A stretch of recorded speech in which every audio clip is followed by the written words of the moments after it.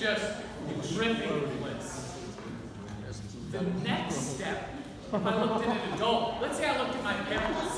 Well, if they really spent day in and day out, learning, getting better, improving, evolving every day, you would think your parents are just geniuses, just super happy all day long. Because they've learned and grown, right? So they should be super joyful. Are all your parents super joyful? No. Next step. Now, going even further, if we looked at senior citizens, 70-year-olds, 80-year-olds, 90-year-olds, they must be super wise, super happy, super intelligent, because they've learned every day of their life, right? Yeah. They've gotten better and better and better. And if they truly have, then every day should just be priceless. At the moment of their death, they should be like, I'm so bliss, I'm dying of bliss. That's how it should go, right?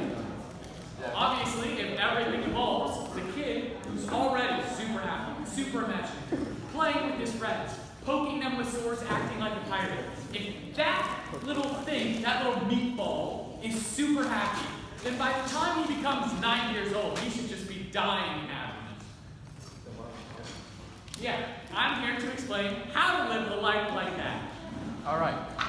So my mission here in coming today is to rub the dust off people's eyes so they can realize how to live like a happy life. That's smart. That's worth looking. So I'm going to be using a four-fold model made by Alan Wallace. He has a PhD, this fancy title, and he founded the UC Santa Barbara Institute for Consciousness Studies. Now the reason I'm presenting this four-fold model is because it accords with everyone's experience of life. Who here makes choices daily? Or at least hopefully makes choices daily? I make choices a lot. Yeah, most people make choices. So it'll be a four-fold model wherein representing the mind through attentional balance, cognitive balance, which is like setting your intentions. Next slide, please. So we'll start with, all right, here we go. First is cognitive intelligence. That's setting your intentions. If Christopher Columbus set off on his voyage and he had no idea what direction he was going, he'd be a loser. He wouldn't be in the history books. We wouldn't study him daily. Nobody would care about exploration because he had no direction. The reason we have compass, the reason we have all these instruments to determine our direction is because we know where we're going is important. In that same way, mentally, if you perform an action without a clear intention in mind, you're simply just moving your meat sack. You have no idea what you're doing.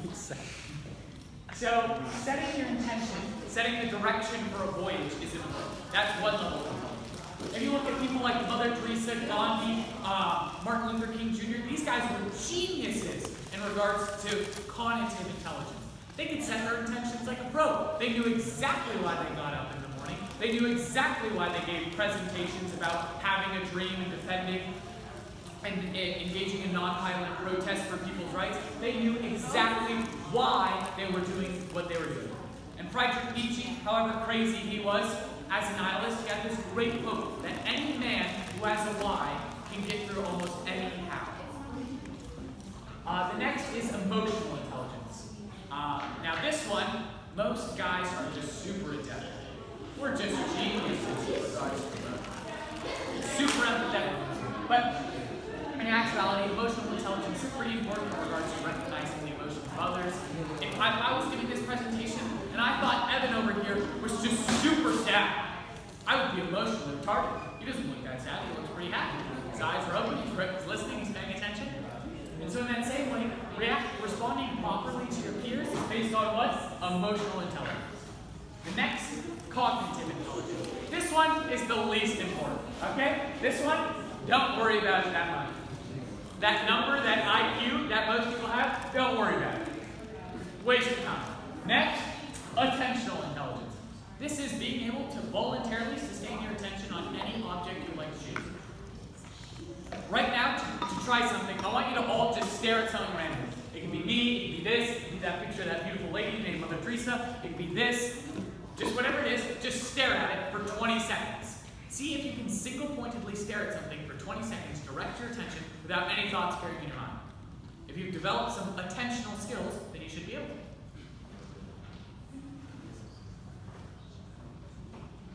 Now raise your hand the second a thought appears while you're staring at it. No, just stare at it. Like the thought house. Yeah. Tell me when a thought, just raise your hand if a thought appears. Don't be shy, just be creative. Thought appeared. All right, great. So most people, I can guarantee, can't single-pointedly focus on some just random object. It's completely impartial. If you've developed your attentional intelligence, then I should be able to direct that laser anywhere. If I had a gun, for example, and I was shooting, does it care whether or not, oh, I find this interesting, oh, I find this boring? No. If you've developed your attention, you can focus on something boring. If you've developed your attention, you can focus on something interesting. In the same way, a gun can shoot at something that's boring or interesting. A laser can be pointed at something that's boring or interesting. And so, the last and most enjoyable that some Russian name wrote about is the flow state. Most people enjoy a flow state. That's why they do what they do. Skateboarders enjoy a flow state when they're popping off on their tricks. Musicians, when they're just, their hands are flying across the keyboard. That's when they enjoy flow state. When athletes are sprinting and playing at their best, that's when they enjoy flow state. So first, the attentional skills. Now these are almost, this might be the most important thing you can have, attentional skills. Now generally, from a neuroscience perspective, the limbic region, the prefrontal cortex, or the smarty pants of the brain controls where you direct your attention. And you can voluntarily control it, and it develops. And the reason you want profound attention is so anything you put your mind to. You know how when we were younger and we were taught first and second and third and fourth grade, now whatever you can put your mind to, you can do. Now most people can't put their mind to anything, so they can't do it. If you can't focus for sustained periods of time, if Shakespeare couldn't focus for 8 hours while he was writing all his plays, then he wouldn't have been Shakespeare. If Richard Feynman and Einstein can't focus on a problem for 20 years and then eventually come up with the equation E equals mc squared, then they wouldn't be famous. If people like Mozart can't spend day in and day out alone in some cabin in the forest writing songs daily, all for 16 hours a day, then they wouldn't be considered Mozart. And so all of them had the same thing, profound attentional skills. So wherever you put your attention, you can hold it there. And the way to do this, the simple how, is no matter what you're doing, no matter what you're doing in life, if you're talking with your friend, if your mom's yelling at you, if you're eating food, whatever activity you're participating in, do it with absolute focus. And so I want you to imagine your attention like a golden globe or ball of light. Wherever you put it, that's what you're aware of. And so you put it on your friend. If it drifts off, oh, I really like food right now, I really like whatever, put it back. If you're talking with your friend and you start thinking, man, this guy's boring, put it back. Eventually, through sheer willpower and practice, you'll eventually have profound attentional skills. Next slide. So next is emotional intelligence.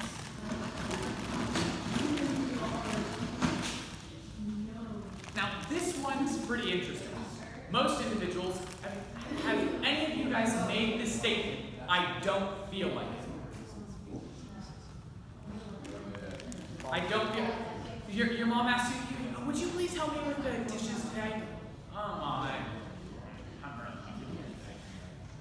really or when you were younger, I mean, to be 100% honest, to give you guys a story, when I was younger, I wanted to just school every day. 5th grade, we had a states test. You want to know what I did instead of the states test? I hid in my closet and watched YouTube videos because that's more important. But the reason I did that is because I didn't feel like it. I didn't feel like school that day. There's more important things. There's YouTube videos. And so, emotional intelligence, the reason it's absurd to say something like, oh, I don't feel like it, that means you have diddly squat in regards to emotional intelligence.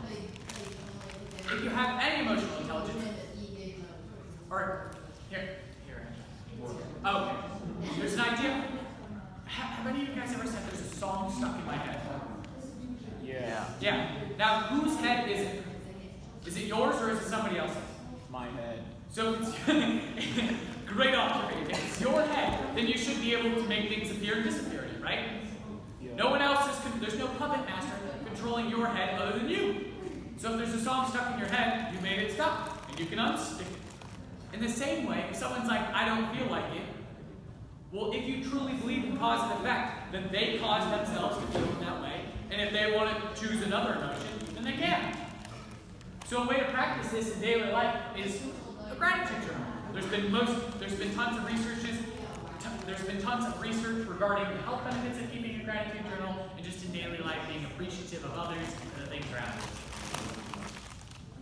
So next is, this is supposed to be talking.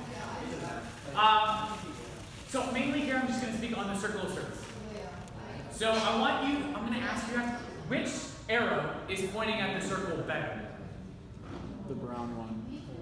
Don't worry. Are any of these arrows pointing at the circle better? It's an oval. Is there a better one? Orange one is Is there a worse one? Yeah, red one sucks. It's yellow. No. So there's no better arrow in life. What I mean to say here is, suppose I have the intention to help others. Is the doctor who helps others hitting the circle of service better than the teacher who serves others by sharing your passion? Better than the skateboarder who shares his skills with his fellow friends? Better than the author who shares his passions and interests with others? Is any one of these better? No. If Mahatma Gandhi here serves people, and the doctor saves lives, and the clinician or psychologist allows people to be mentally healthy, is either of those ones better than the other? No. They're all just different directions to the same target. So I want you to never consider your choices in regards to helping others as this is the better way or this is the worst way. It's just this is a different way or this is my way. So next. Cognitive intelligence. This one, I'm pretty much going to skip over. It's not that important. I'm going to call it the monkey mind. So whatever thoughts, fantasies, emotions, desires, dreams that you have in regards to what you're thinking about. Being thoughtful is important to some extent, but everyone knows if you overthink something, you fail it. So this generally, in regards to brain function, this is the limbic system. This is remembering the past or projecting yourself in the future. This is planning in the morning. And developing some cognitive intelligence is good. Okay. So now I'm going to go with like infinite intelligence or creativity. So these are generally flow states. So there's 5 main brain waves you can see here, right? All of you guys can see it? Fantastic. So gamma is like, I'm really focused. I'm in it. You're doing a math problem and you have to be super focused. You're learning to speak Japanese in front of your audience and you have no idea what you're doing. That's gamma. Next is beta. Beta's like, you're chilling with your friends, you don't really know what's going on, you're lying on the beach, just enjoying the sun, you're just relaxing. Next is alpha. Alpha, there's essentially no thoughts upstairs, there's no monkey mind, there's no factory, nothing's going on, you're just really relaxed, and you're still kind of aware. Beta is like that childlike imaginative sense of wonder. So anyone who's done anything brilliantly creative, focused for a long enough period, where they got into a theta brain state. Okay? And last is delta. Delta is when you're in deep dreamless sleep. When you have no idea what's going on. You're just gone. You're wasted. Toast. That's theta. And so there are a few main ways to descend. From the thinking mind all the way to higher and higher states of creativity and eventually get to theta. The first way is those attentional skills. So who here plays an instrument? Now who here has played an instrument for over like 30 minutes or even 20 minutes and just given it all they had? They were in front of a crowd of people. They were pressured in some way to do really well at that moment. Yeah. In that moment, were you overthinking? Were you like, I wonder which note I should play next? No, you were in it and playing the instrument. Exactly. That's exactly what this is. There's no rational cogitation. There's no deliberate planning and thinking about something. You've done it a million times. You could do it in your sleep. That's theta. And that state, that's when you experience that flow state. That's when you experience spontaneity. That's when you experience states where you're wholeheartedly engaged in creativity blossom. And the reason I say it's the intelligence beyond thought, there's no cogitation while you're doing this. You're not thinking in any way, shape, or form. You're just acting and performing something you've practiced a million times. And so, instead of recycling the same thoughts over and over, you're producing something new and novel, creative. And so I ask all of you guys, if you leave leave this presentation with any three things. It's that first, our brain will always, I could say we're the pleasure monkeys, but our brain in some way is always looking for some sense of novelty, some sense of wonder, some sense of something new. And so in your lives, whether it's writing, whether or not it's reading new books, whether or not it's practicing piano, whatever it may be for you, find some sense of novelty in your life, so you're not stuck in the same mundane habits. Secondly, in regards to recycling and finding something new and novel, don't live habitually. Now habits, positive, healthy, wholesome habits in your daily life are extremely important. But if I'm performing those habits without being aware that I chose to make that habit, like some people have habitual thinking. You're ruminating about something habitually. In the same way we have physical habits, we have mental habits. Because what we think, we do. If we think about, oh, I'm hungry, what do? We go get food. So what we think, we do. In that same way, consciously choose habits. If you're going to have a habit, like in the morning, my routine is this. Don't have it be something that just came about because you acted and didn't think. Consciously, like you could write out on a piece of paper, or consciously choose your habits. And third, and most importantly, is just make sure every day you make growing a goal. Because back to that original model, that lifespan I was talking about, from here to here to here to here, where we thought the kid who has so much happiness, well, if the teenager really grew, he should have just exponentially had more happiness. If a teenager, if you from childhood really grew to now, you should be 10 times happier, 10 times more knowledgeable. You had tons of years. The adult who's grown so much from teenage years should just be exploding with joy because he or she grew from when she was a teenager. The adult should now, becoming a senior citizen and getting older and older, should just be exploding with happiness because he or she grew all those years they lived. And these are the three main methods to do it. So next slide. This is just a bibliography, so I'm not just some crazy teenager who came up with all these ideas. Here's some of the research, and then next slide. And thank you so much for listening, guys. If you have any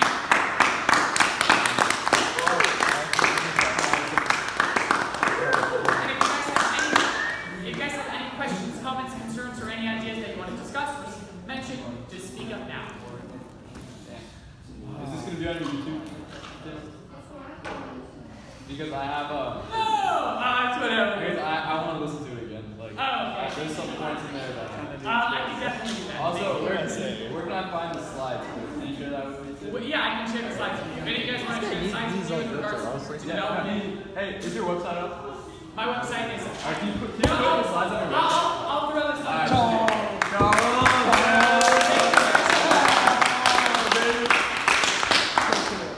Alright. Yeah. Thanks.